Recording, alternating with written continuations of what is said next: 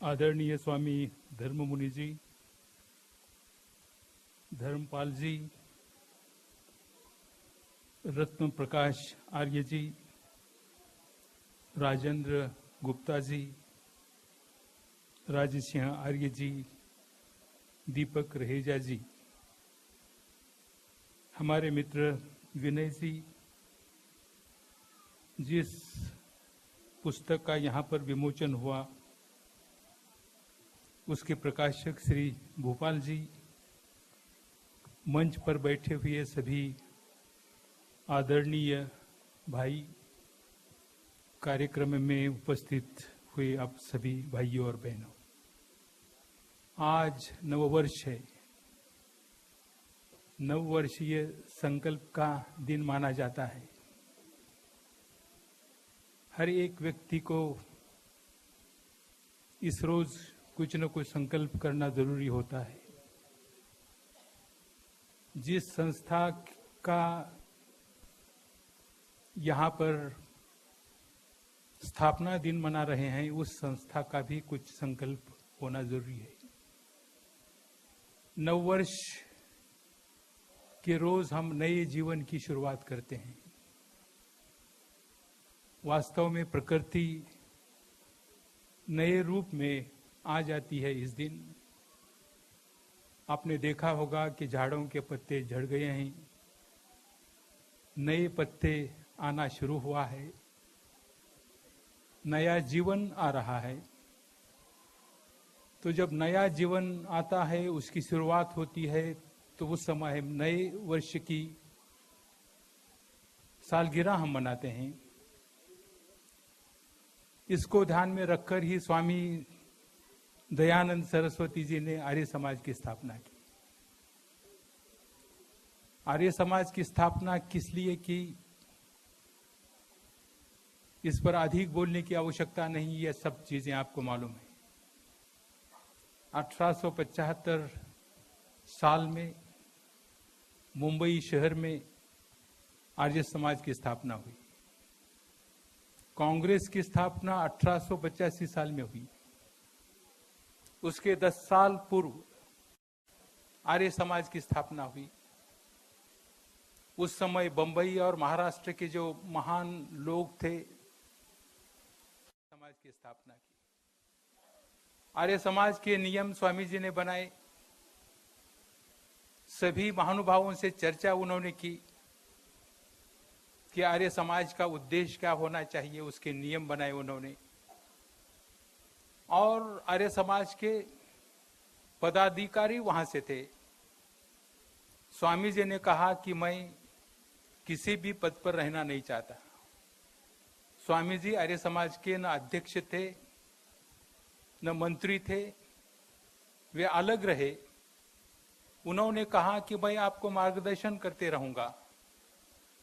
आर्य समाज की दिशा क्या होनी चाहिए, उसका कार्य किस प्रकार का होना चाहिए और किस तरह से हमें लोगों में जाना चाहिए, ये हम करेंगे। भाइयों, आर्य समाज की स्थापना क्यों हुई?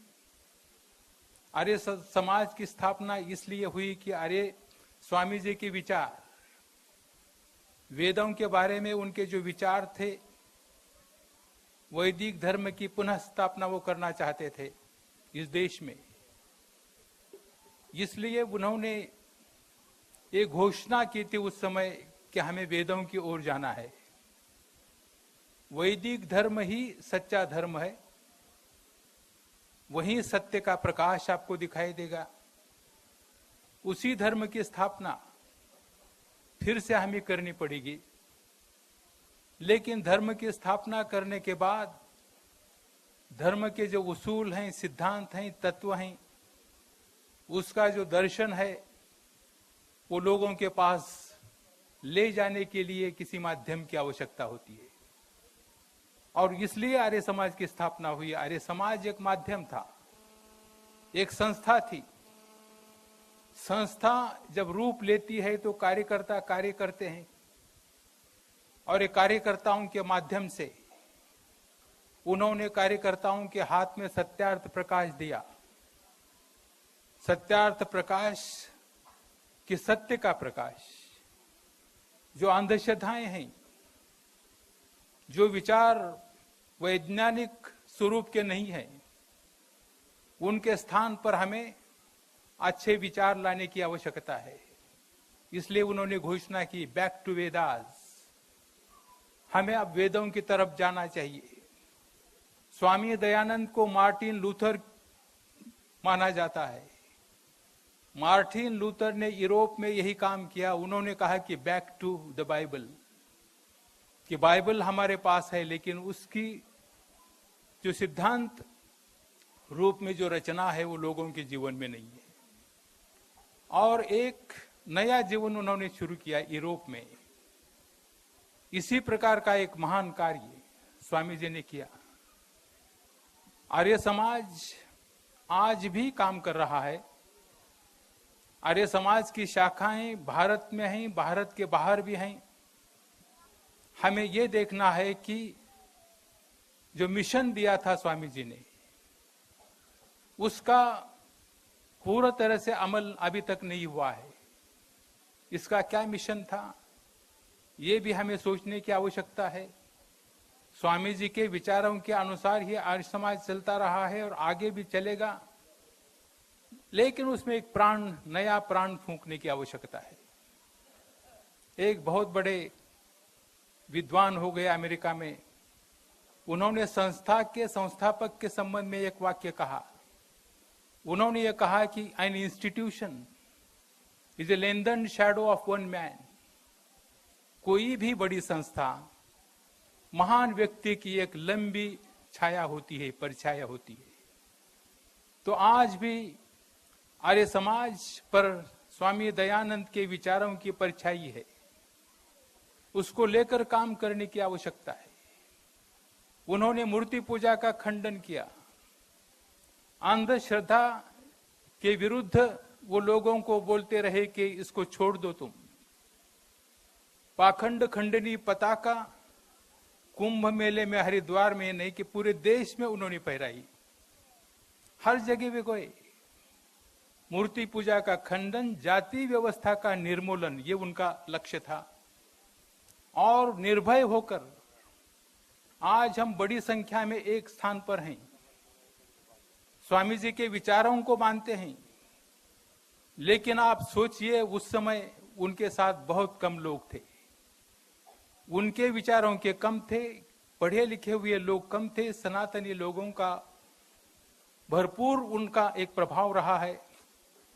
एक अकेले सैनिक, स्वामी जी खुद सैनिक थे और स्वामी जी खुद सेना भी थे।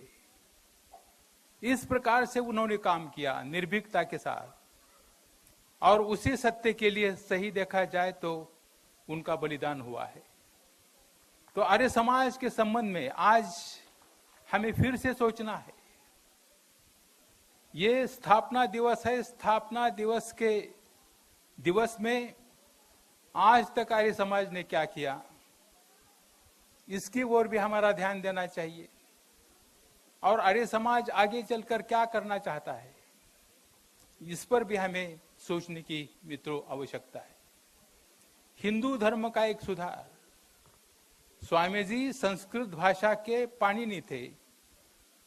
स्वामी जी धर्म और समाज सुधार के भी पाणिनि थे।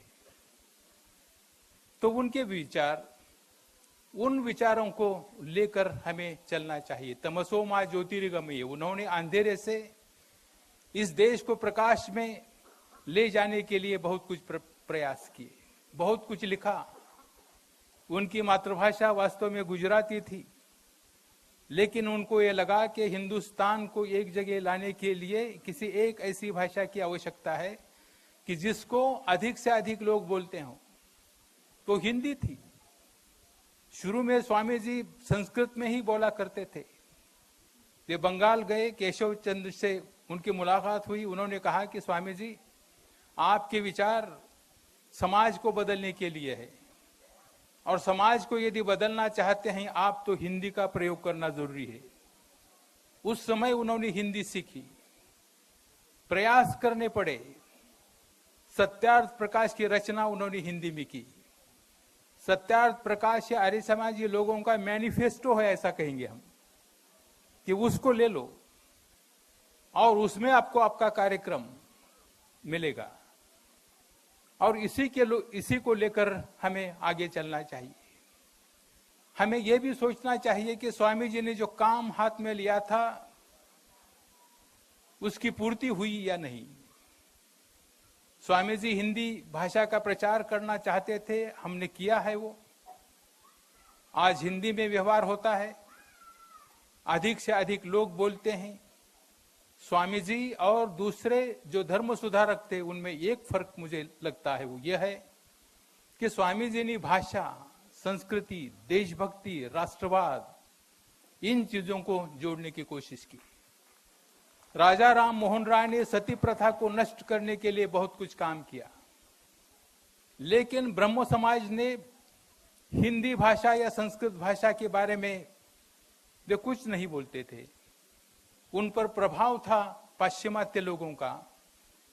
हिंदू समाज का सुधार वो चाहते थे, इसमें कोई शक नहीं है।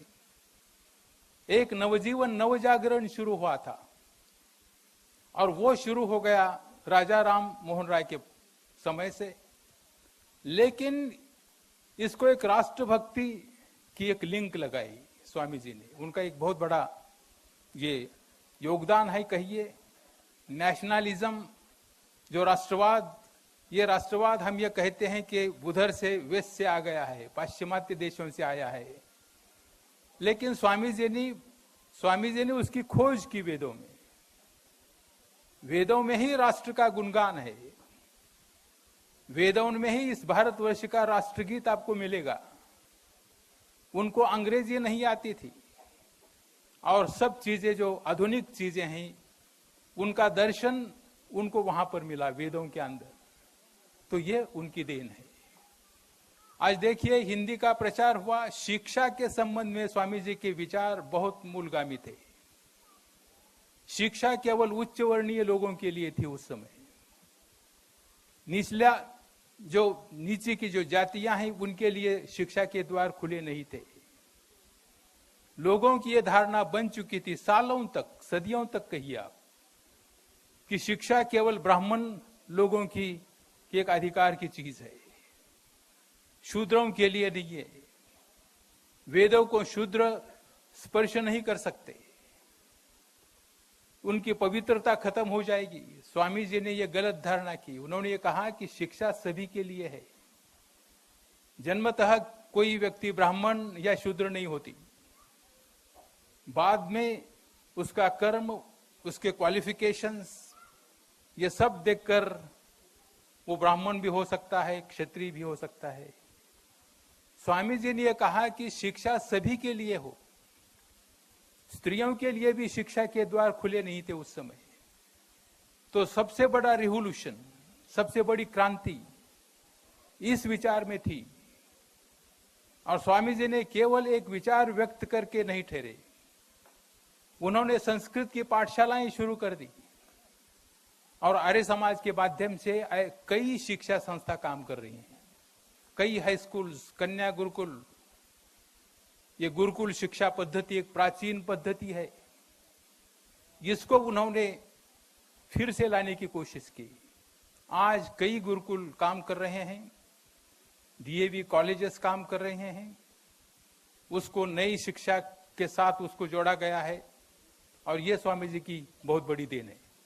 मित्रों, हमें यह सोचना चाहिए कि इस मिशन को हम कैसा बढ़ाया जाए। मुझे कभी कभी लोग ये पूछते हैं कि what is the mission of Arya Samaj, और वो ये भी कहते हैं कि हिंदू धर्म ये मिशनरी धर्म नहीं है। इस दो पॉइंट पर हमें विचार करना है। मैं ये आज के दिन आपके सामने एक संकल्प रखना चाह रहा हूं कि हम जातीयता को खत्म करने का एक संकल्प करें। 1 पॉइंट प्रोग्राम इतना भी अगर लेगी कि जाति व्यवस्था, आज राजनीति में जातिवाद आ चुका है, उसके सिवा हमारा काम ही नहीं चलता। मैं समझता हूं आर्य समाज के सामने एक बहुत बड़ी चुनौती है।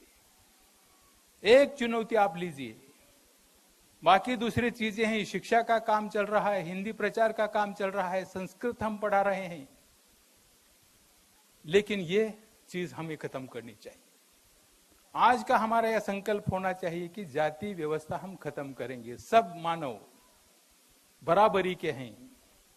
तो जाति जब तक खत्म नहीं होगी तब तक राष्ट्र में संगठन पैदा नहीं हो सकता, ये चीज है। और हमारे इस धर्म को मिशनरी धर्म कि जैसा क्रिश्चियन लोग कहीं भी जाते हैं दुनिया के कोने में, गरीब लोग हो तो उनके जैसा हमें काम करना चाहिए। आज भी दरिद्रता है हमारे समाज में, अज्ञान आज भी है और लोग बहुत परेशानी में हैं। तो ये राजनीति के अंदर जो काम कर रहे हैं लोग, उनको भी ये सोचना चाहिए और बाहर के लोग और विशेषकर आर्य समाज को ये एक अपना मिशन बनाकर चलना चाहिए, ताकि हम कह सके कि हमारा मिशन आज भी काम कर रहा है। तो ये संकल्प मैं इस समय व्यक्त करना चाहूंगा आप लोगों के सामने। बहुत समय हो चुका है, अधिक बोलना इस अवसर पर उचित नहीं है। आपने मुझे यहाँ बुलाया, सम्मान किया, इसलिए विनय जी सभी लोगों के प्रति आभार व्यक्त करते हुए मैं यहाँ पर मेरा वक्तव्य समाप्त करता हूँ। धन्यवाद।